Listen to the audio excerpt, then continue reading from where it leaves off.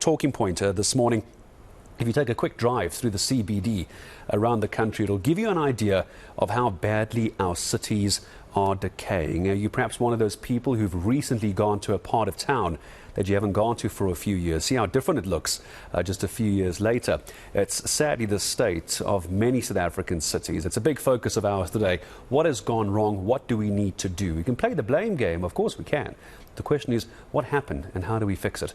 Well, governance expert Dr. Harlan Cloete from the University of the Free State making time for me this morning. Dr. Cloete, good morning to you, and joining us, of course, as part of the Department of Public Administration at UFS this morning. I want to talk about Governance 5IQ, knowledge-based implementation framework. I think it takes away nicely from what I was saying about not just playing the blame game. We need to get a sense of what happened, why did it happen, and what happens next. You would agree with me. Good morning. Well, good morning to you, and also good morning to your viewers. You know, municipalities face a plethora of challenges, so it is never just one thing. And so if we look at the definition of a municipality, it's a combination. It's like a poiki. You've got your administrators, you've got your politicians, and you've got your community. And so what we've developed with Governance 5IQ is 5 implementation questions, because the problems in municipalities, like in so many other government departments, is the question of implementation. We know what to do, we just don't know how, it seems, and we never get to implementation.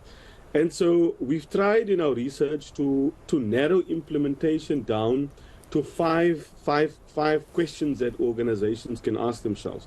I can run through the 5 of them quickly for you, but one, they say municipalities or organizations must ask why do we do what we do.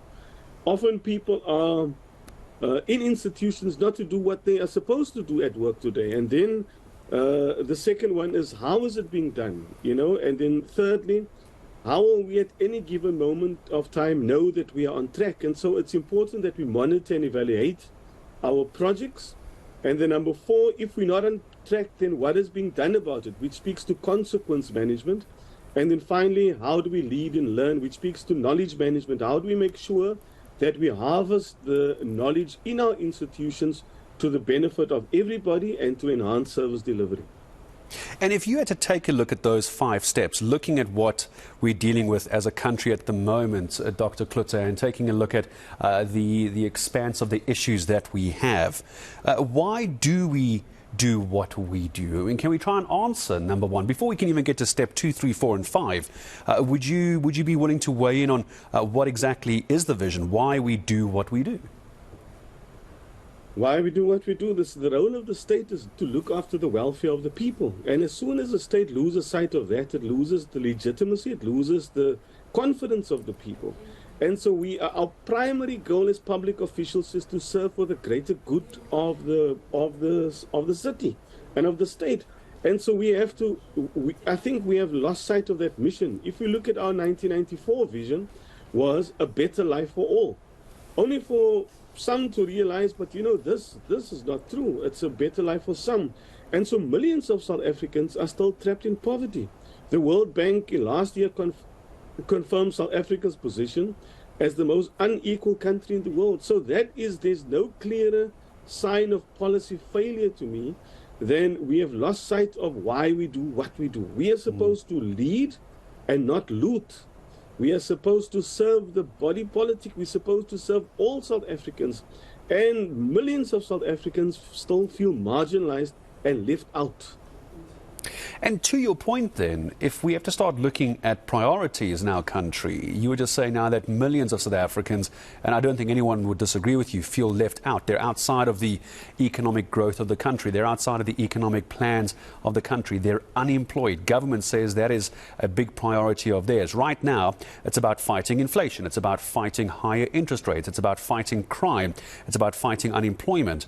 Why would a government then focus on making our cities look nice? I think one could suggest it probably isn't very high on the priority list. You know, Peter Block says that, you know, if you look at community, it's a conversation. And so if you look at our cities, if our cities are in decay, that communicates back to our communities that you don't matter. You know, you have been on the fringes of society for so long. And so a government's primary focus is to restore hope and confidence. Napoleon said, a leader is a dealer in hope. So many people have lost hope in this country, and the evidence shows that it's a combination of factors. Sometimes it's politicians and administrators fighting one another. Sometimes it's municipalities simply not being capable, as the National Treasury report shows. That some municipalities are simply not capable to deliver. They may have the good intent, but there's a culture of not working. There may be not a work ethic. And so sometimes it's resources, sometimes it's budget. But, even maintaining infrastructure is not supposed to be sexy. It doesn't bring votes. One would sooner build a new school or open a bridge than maintaining that infrastructure. And so there has to be a balance between building new infrastructure and making sure that our current infrastructure is maintained and serviced, and making sure that that functions still, because cities are facing aging infrastructure. And so it is that, and then also sometimes there's a lack of political will, from the politicians, or sometimes politicians simply don't know which questions to ask of officials. You almost get a sense they don't quite know which way to go with first. If you're dealing with so many issues, which one do they try and deal with? But you do make a good point, Dr. Cloete, as well. It's about political point scoring as well, while trying to get the job done. Which one is going to get them the most visibility, and which one is going to get a political party the most votes come next year at general elections as well. Let's not forget everything, at least to my mind, but maybe I'm overly critical. Everything any politician does now is going to have a shine of next year's general elections on it. I think that's the reality of this. I want to ask you this.